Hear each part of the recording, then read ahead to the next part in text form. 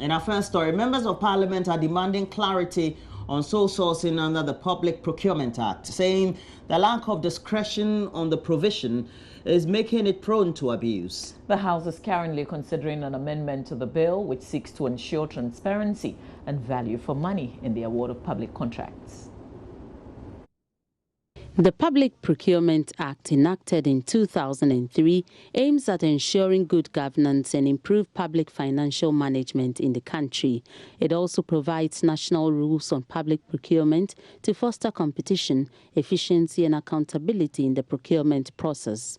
However, after 9 years of implementation, the Act has exposed some administrative bottlenecks. Prominent among these are the low procurement threshold for high-spending public institutions such as the Bank of Ghana, ministries, departments and agencies. There is also the difficulty in the application of the Act to commercially oriented state-owned enterprises, some of which seek freedom from the Act because of their independence from direct government control. The proposed amendments seek to remove ambiguities and the operational challenges that have bedeviled the smooth implementation of the Act. Chairman of the Finance Committee, James Kluchi-Aveji, who moved the motion, said the amendment will strengthen the Act to conform to reality. It will also correct editorial errors in Act 663 and rearrange the provisions in Part 2 by the enactment of that part. So, Speaker, officials from the Public Procurement Authority explained to the committee that as a result of the low thresholds, entity heads could not do any substantial works without delays, and this restricts the ability of the entity heads to effectively respond to emergencies when they arise. The revision is to allow entity heads to respond swiftly to emergencies when they arise and also allow for ease of transaction. Contributing to the motion, some members on the minority side, including the leader, Osei Mensah Bonsu, want clarity on the provision on sole sourcing. According to him, despite the existence of strict conditions under which sole sourcing can be exercised, about 80% of government procurements presently are sole sourced. Relating to, Speaker, the resort to sole sourcing and restrictive tendering. It is not for nothing that that window of opportunity was provided to respond in particular to emergency situations. However, Mr. Speaker, we should be careful. We do know that in this country, in any budget, but in budgets all over, especially in the emerging democracies, apart from allocations to pay for salaries and fulfilling international obligations, Mr. Speaker, between 80 and 85% of our budget is spent on procurement. Between 80 and 85% of our budget is spent on procurement. And that is why we should be careful. So if you should have any situation where maybe in a particular year, in major procurements, about 80 to 90% of them are due to that resort of restrictive tendering or sole sourcing, Mr. Speaker, then red flags must be raised. Very often, it is not done. That's the problem. So if I'm married, you do sole source because you have to. There must be an accompanying value for money audit. Unfortunately, perhaps we only have one company that appears to be doing it, and that's an area where, but there must be. The law says you must be. I don't recall this house being given a value for money audit for the Ameri issue. But Majority Leader Alban Bagbin disagrees with the minority's assertion and wants members to study the bill critically before passing judgment. I agree with you.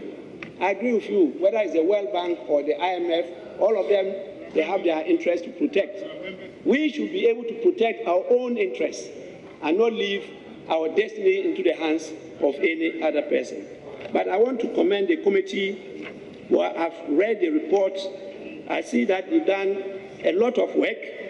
They've gone through the schedules You'll be able to see some differences. You've made some changes, and I think we have to commend the committee. I'm aware the committee proposed a lot of amendments when the first bill was laid. I think that was early 2015. And the Attorney General's Department was compelled to take it and recapture all the amendments. And so this one is an improved bill, and at the same time, the committee has scrutinized it and they've drawn our attention to these things. So we should take them on board and at the consideration stage, factor in the amendments. Elton Brobe's report from Parliament.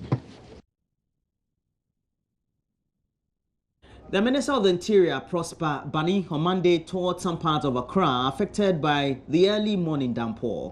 According to the Interior Minister, the tour is to enable him and his team get first-hand information to prepare adequately for the onset of the rains. The Interior Minister briefing the media after the tour says the move will help them identify the gaps and prepare ahead of the major rains. He revealed government is considering recommendations made in the June 3 flood and fire disaster report. We do not want to be taken by any surprise at all. We have looked critically at the recommendations of the June 3rd report, and we are working to implement those recommendations step by step.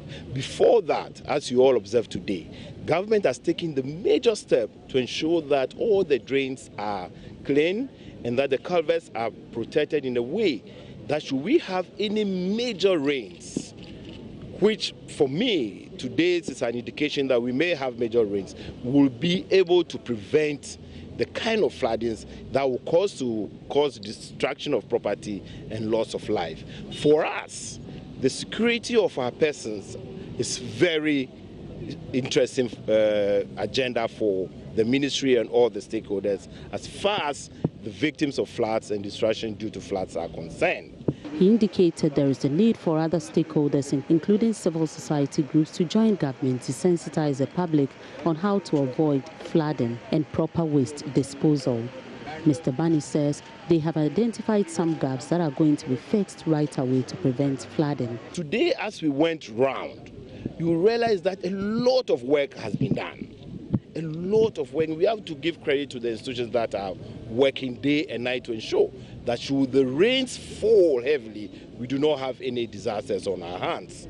We have, however, identified certain gaps for which we will put together a team to address these things step by step in a very comprehensive way to reduce the amount of water flow that will be going to other places rather than into the drains. Having seen the Odo River as we stand here with the engineers and the workers, I'm encouraged that what we've started will lead to a logical conclusion. He's certain the dredging of some major drains will help curb flooding this year.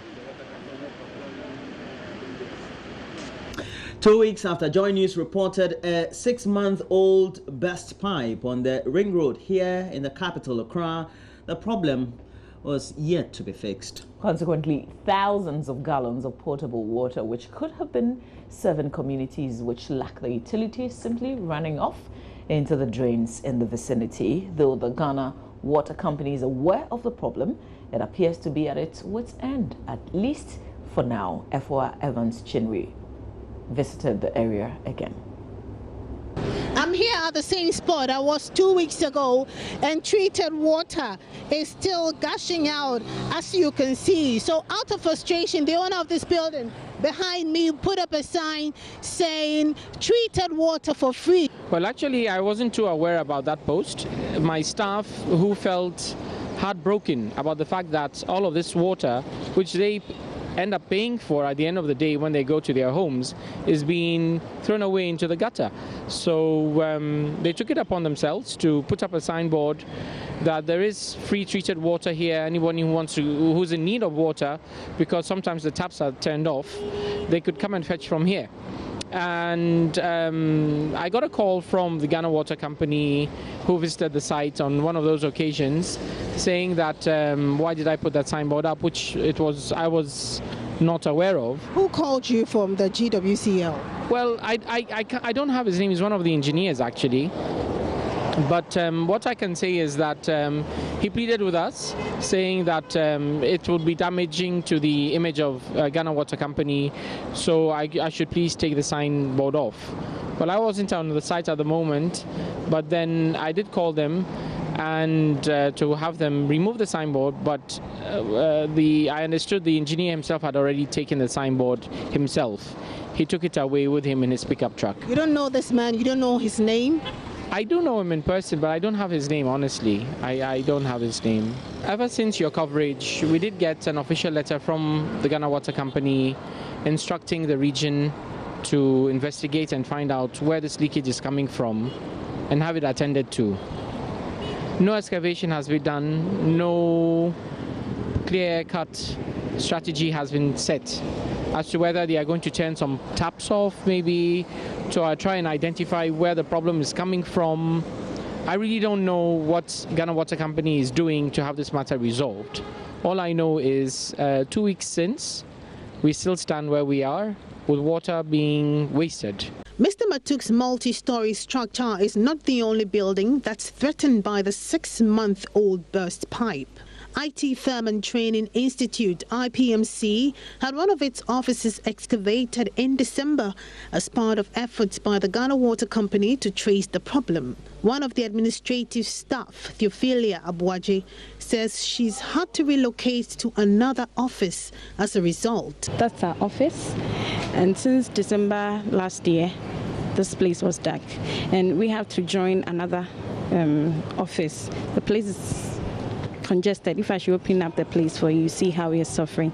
And with this whole dark here, you know how, I don't know if you've taken a picture of it. It's not safe at all, you know. And since the rains too have started, there's a school here. We have customers coming in here and the people come here. That's the help desk office actually, and we have to go here. So if the customers come in and they want something, if you open up that room, very inconvenient. Very, very inconvenient. It's not proper at all. So if they can work on this quickly as possible, I think it would be safe for all of us. Ghana Water Company officials say they have as yet been unable to relocate the breach in the pipeline through which the water is escaping. We haven't been able to identify the exact point where the leakage is, but we are still working around the clock to enable us rectify the situation. But members of the community said there has been no such visit from the company, well apart from when some officers went to pull out the free water signpost. So until the GWCL sees the need to urgently address this situation, treated water will still keep going waste, whilst residents of Nsawam and other areas grapple with potable water. Efwa Evans Chinwi for Joy News.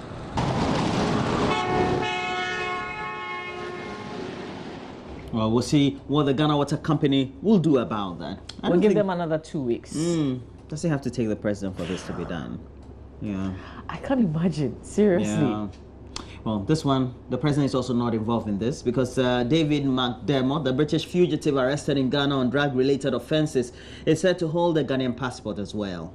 It emerged during his first court appearance in Accra on Monday that the name in that passport is David Smith.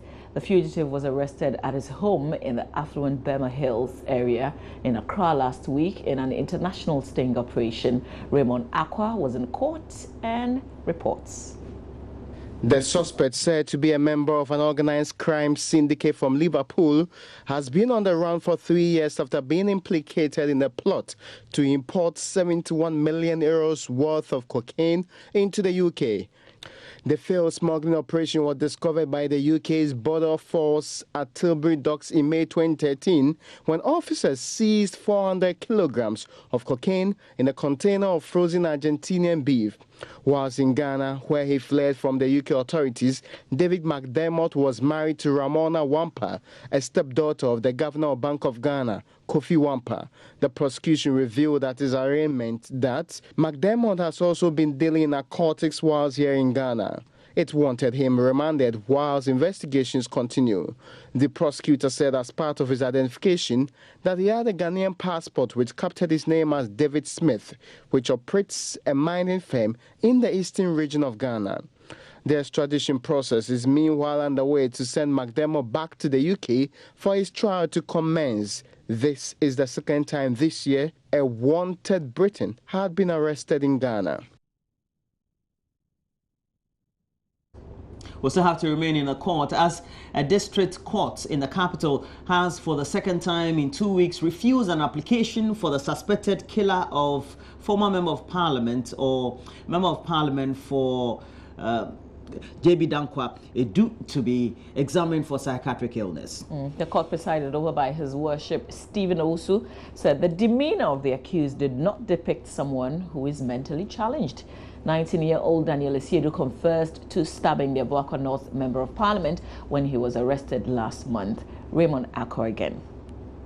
Lawyer for Daniel, Augustine Obo, had requested that his client be allowed to see a psychiatrist on his first appearance in court on March 2, but the request was turned down. The second request for the accused to be transferred from the Bureau of National Investigation cells to police custody, as indicated on the remand warrant, was also denied. The accused lawyer wanted the transfer because he said his client was being mishandled at the BNI cells. Daniel Esiedu, however, conceded today that there has been an improvement in the treatment meted out to him since the matter came up during his last appearance in court. The lawyer nonetheless still prefers police custody because he says his client's family has been denied access to him. But the prosecution opposed a request for change in the place of custody, saying keeping the suspect in the BNI cells makes the work of the police more effective. The court, in denying the application, however, directed that the accused should not be mishandled. His lawyer is meanwhile hopeful that the court will review its decision to allow the suspect go for psychiatric examination soon. The judge said he has not yet decided. We never know. Maybe the next adjourned date we may repeat it. Are you now convinced you have access to your client since he's still going to be in the BNI cells? No, you know that we went into chambers for some discussion, which I'm not supposed to bring it out. So for now, they are allowed to do their investigation for some time. I'm sure, of course, BNI wouldn't keep people forever. They will certainly release him to other police stations or prisons. So certainly with time, he will be released. Maybe after their investigations or after some time. Daniel Esiedu has since returned to his BNI cell to reappear on April 5, 2016. You want to make any comments on the latest update we've been giving to you by way of news? Please make sure you log on to our interactive pages on social media, on Facebook, join us on TV. We also have the number on WhatsApp 0560 800,000, through which you can always give us a lot more of your sentiments and your views. When we come back, we've got the newspapers, and then we'll log on to a few of the news portals. You're watching the AM show. Do stay on.